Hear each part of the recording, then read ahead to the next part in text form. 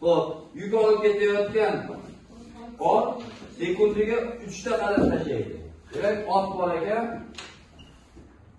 3 qadam taqsim sekund. Ya'ni uning tezligi sekundiga 3 qadam. Keyin har bir qadam uzunligi 60 sm. Demak, qadamni 60 sm ekan. Endi bitta qadamni 60 sm ekan. Bitta qadam 60 ekan. U 1 sekundda necha qadam tashlaydi dedi? 1 sekundda 3 qadam tashlaydi dedi. Bitta 60, ikkita 60, uchta 60. 180, to'g'rimi? Demak, u 1 sekundda 180 sm yurayotgan bo'ladi. Tezligini topib 60 ni 3 ga ko'paytiramiz. 180 sm taqsim sekund. Ya'ni u sekundiga 180 sm yurayapti. Davomini ko'ramiz. Nima deyapti? Agar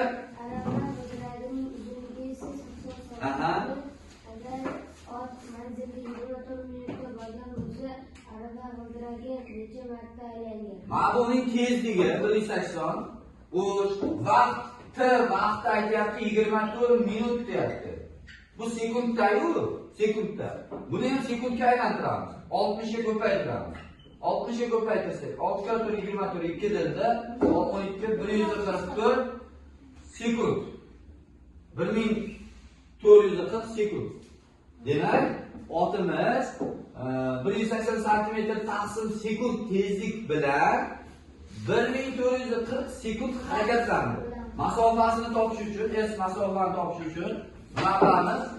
Tezlikni vaqtga ko'paytiramiz. To'g'rimi?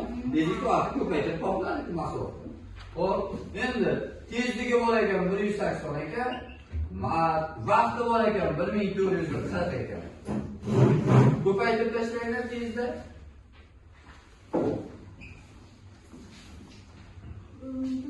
1440 da 180 ni ko'paytiramiz.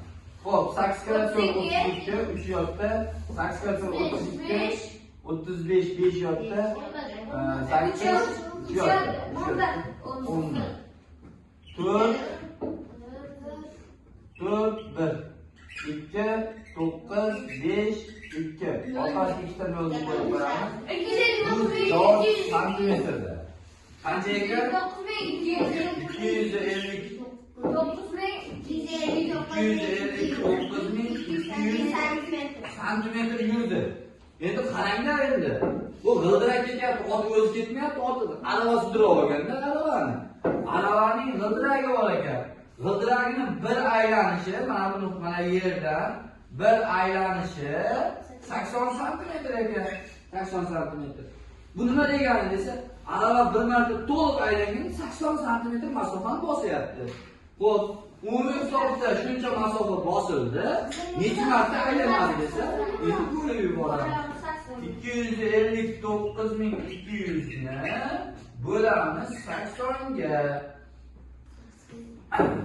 259.280 ga bo'lyapmiz. Bitta noldan tashlab yubordik. 25 ichida 3 ta bor, 24, 19 ichida 3 ta bor, 16, 32 ichida 4 ta bor. 3240 marta.